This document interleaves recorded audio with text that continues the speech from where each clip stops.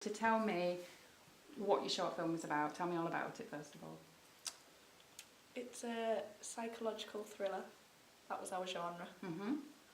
And it focuses around a victim, which is Sarah, played by Izzy, getting stalked by someone. However, for the first part of the film, you don't actually realise necessarily that she's being stalked. You just think it's like an obsession or an infatuation or something like that. And like And you the see it majority. Oh my god, I was just about to say that. And you see it through his eyes, like all the way through. So It's actually just what's that's why it's a First twist person ending. narration. You don't know who it is. Yeah. That's quite interesting, isn't it, that you've got us looking through the eyes of a particular character because, well, what? Because it could be quite unreliable or like biased on what he thinks. So we don't necessarily see like a true picture of what's actually happening because a lot of it is and I through his think eyes. it probably builds up more tension to see it through his eyes, because if you saw it like from someone else's perspective, I don't think it'd have the same effect. There wouldn't be a twist ending, would there? Yeah, it wouldn't be Like- it wouldn't be the same. Okay, so psychological thriller you were going with, that's what you said, isn't it? Who was your target audience? 16 to 35-year-old. Why? Women. Yeah. Oh, tell me a bit more about that. Go on. Well, we looked at sort of demographics and who usually watches it, and the research said that psychological thrillers typically aimed at women because the victim tends to be a woman, so they can relate more to it. Right.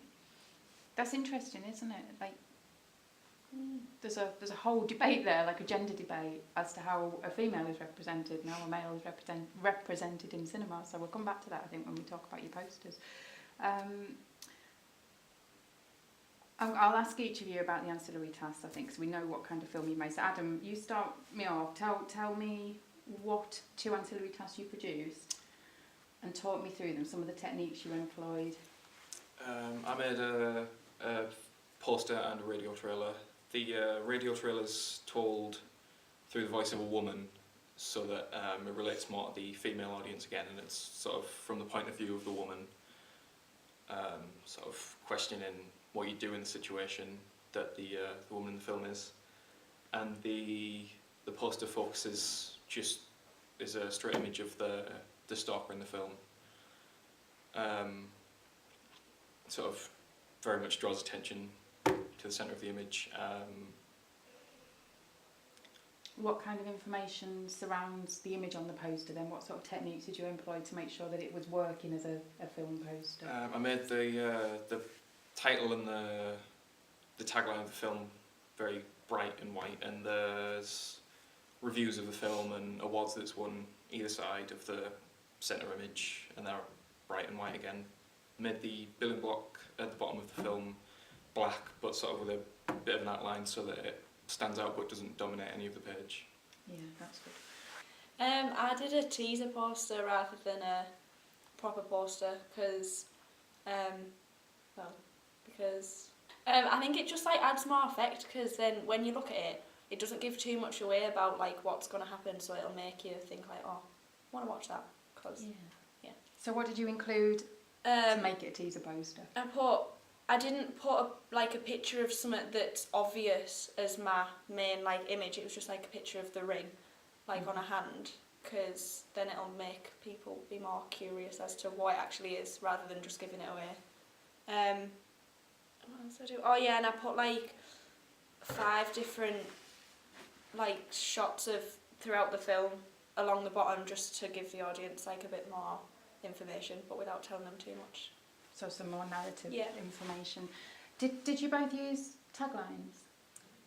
Yeah. Yes. Yeah. What? Did I? Tell me what the tagline. Did you use the same one or some different one? So close, yet so far. Yeah. But then I also put in a bit out of the film as well, like a bit of dialogue of what the stalker says in it, just to add a bit more What would it add? effect. Yeah.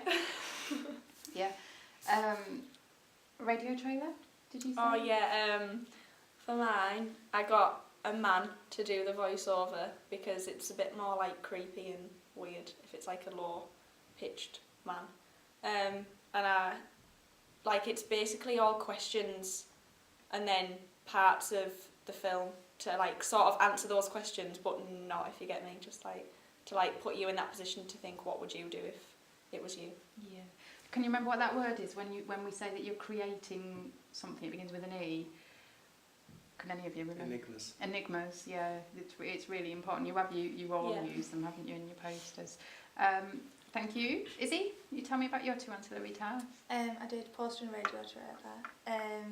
My radio trailers, I got a female to do it because it's all from the women's perspective, the same as Adam. And mine was basically like, I started off with I did more of a background of her, like in it, it was like businesswoman, single mother, and I thought I'd do it a bit more from the background so there was more sympathy gave to her, and I included like bits of the film, and then I did like a dramatic pause as well on the bit where she says away, because I thought that'd give like a really creepy effect. And then for my poster, it was again from the women's perspective, and I had the picture of me laid in the bed and Adam's silhouette of his head on, and I thought that was good because it's not, even though I like the image is dominant, like you sort of look at the woman more, I don't know.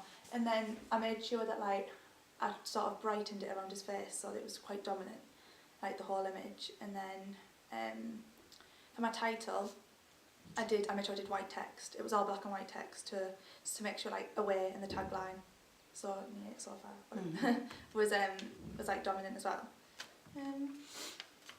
Okay, Joss, you talk me through your 2 ancillary tasks. I did a poster and a radio trailer, and my poster's kind of like, because as we were like going through our film, we started doing quite a lot of handheld footage, and it became more like documentary style in some places. Like Sarah was like the thing they were following almost, because it is through his eyes. So I did like an Arthouse style poster, so it was like a white background and then an image of Adam's face looking through the window, but because we were trying to create enigmas, I like coloured it in black and red, so it's not really clear what it is, but it's like striking so you remember it. And yeah, I created a radio trailer with like a man's voice, but it wasn't to show, it was like a low man's voice, it wasn't to show it from the man's perspective, it was more just like an impartial narrator, because in the film you kind of align yourself with one of the characters, and although it is usually the victim you align yourself with, there is like an element of sympathy for the stalker, because it's shown through his eyes, you see how it appears to him as opposed to how it appears to her in the second half, because his is more love-based, whereas hers is more fear-based. So I thought I'd do an impartial narrator so you see both sides of the stories. And when we were doing the psychographics, we aimed our film at like experiences, so I thought that if there was 2 sides of a story, then it's a new experience, which kind of fits with the Arthouse thing as well. That's very good. Excellent. In fact, you're selling a short film, which is quite an unusual thing, because even though short films are a popular medium, you don't necessarily see posters or hear radio trailers or read magazine articles around them. So how easy or difficult was it to promote your short film in the ancillary task? Have you got any thoughts? Well, it's quite hard, isn't it? Because obviously it's only a short film, so there's not much you can say about it without giving the whole story away. Whereas in a normal film, they're like 2 hours long, so you can take as much bits out as you like. But really, for a short film, you can't really do that. No, that's without giving the story away. So yeah. I think we ought to do pretty simplistic posters and trailers, because it's quite a mysterious concept for the film itself, so we thought we'd have to put that into the posters, otherwise it'd just give everything away straight away. Yeah, it's hard, isn't it? Because you were relying on that twist ending, and it was really difficult to market. I think you all did it very well, and you all did it in very different ways, which is really, really interesting. How did you make it clear that it was a short film in your ancillary task? well, obviously on the posters it's nominated for different short film awards, so you put that in to show that it is actually a short film. Yeah. Why did you put those as well? Not only do they indicate it's a short film, what other Just to make it look good, like to big it up. To who? To the audience, make it seem better quality to the audience. Yeah. Do you think, and you can answer this one after the other if you want to, or will you tell me how you try to maintain a house style or create a brand for Away, if you like, across your 3 products? Does anyone want to? I think the thing about Enigmas was quite important with ours because it's quite... The concept itself's quite mysterious, and that with the first person narration and through his eyes, that kind of sets that off.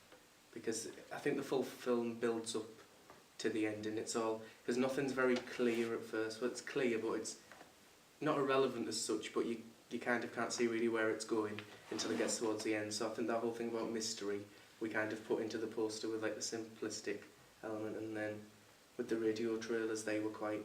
It's quite speech limited throughout both of them, because we wanted to... With the ambiguous ending, we want the like the audience, it's their perception and how they want it to be, so we try to put that across with all three of the products. Yeah.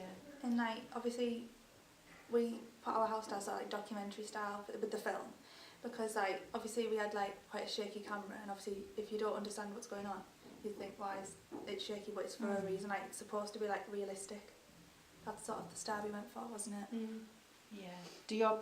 Does your poster play on that realism as well? Then would you say from the picture that you've from chosen? the picture I've chosen, I sort of went for real, even though that image is from the end of the film, so you'd think why would I put that at the end? But I thought that it is realistic, and from looking at it you wouldn't really understand until obviously you see it, which is what I wanted. I wanted to entice the audience with it. So Yeah, makes you ask questions, doesn't it? Yeah. And Joss, I'm going to come back to yours just because your poster is so different, and yours almost does the opposite to Izzy's, but you're aware of the reason why your poster is the way it is. And can you talk a little bit about your influences, if you like? I know you mentioned your target audience earlier, but...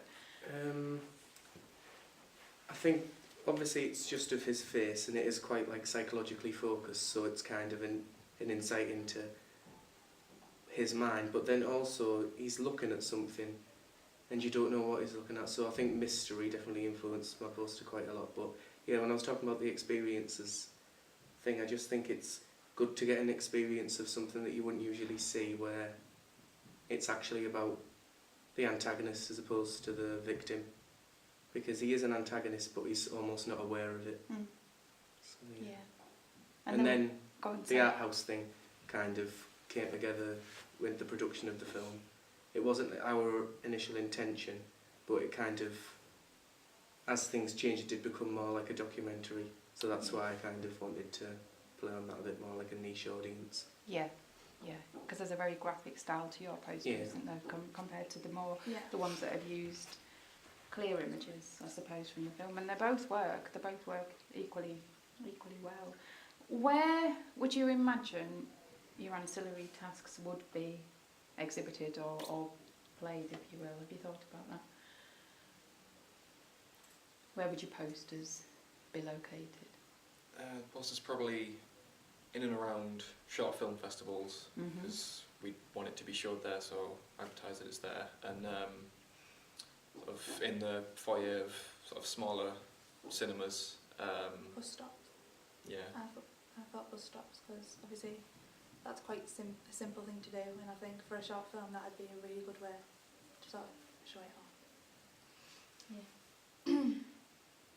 What about the radio trailers? Did you think about what sort of radio stations or programmes might play your... Definitely not mainstream ones, because I don't think it's necessarily a mainstream idea, and I don't think short films are really a mainstream thing, so like digital radios and... We thought like university radios and yeah, like that, because like that hits our target audience as well. So and it's not so mainstream, it can address like a certain, because there's quite a lot of broadcasting stations at universities. Yeah, that's and they have their own cinemas as well, so yeah, they do. we thought that would be quite a good place. Very good. Have you managed to receive any target audience feedback so far on your 3 products, and what kind of things are they picking out?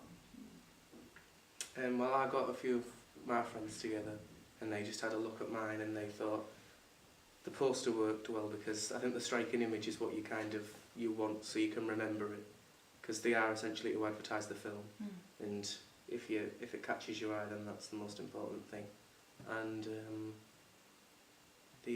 was this what they like about them, or what the critical what their feedback was, quite simply.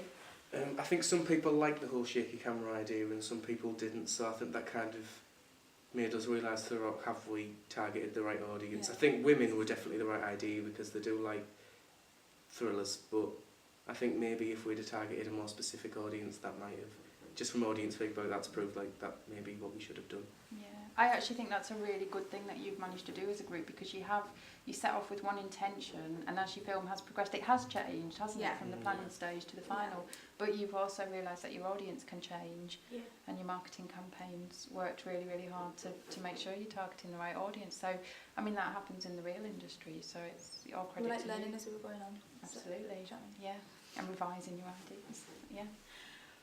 I'm just going to have a quick look through my questions to see if there's anything that I haven't asked you. I'm happy that we've covered everything and that you've been able to tell me about the combination of your two tasks and how they work together. Has anyone got anything that they feel you haven't been able to say that you wanted to tell me? I was just going to talk about the ending, because initially we set out for it to be a twist ending, but then obviously quite a lot, because our film felt quite empty, and from audience feedback and stuff, like mid-production, we felt it might be a bit empty and we need to build it up a bit more. So we, as we added few more things, like Sarah in the cafe telling Evie, like it wasn't so much of a twist ending, but now it's kind of like an ambiguous ending, like it could be one thing or another. Because she so sat left for the audience to decide what's actually happened. The glass near the bed and everything, like did she overdose or did he drug her? We originally didn't it's think kind any of that had happened. things It's not twist ending. Like. Things have happened that have actually made it better than than what we originally wanted to do.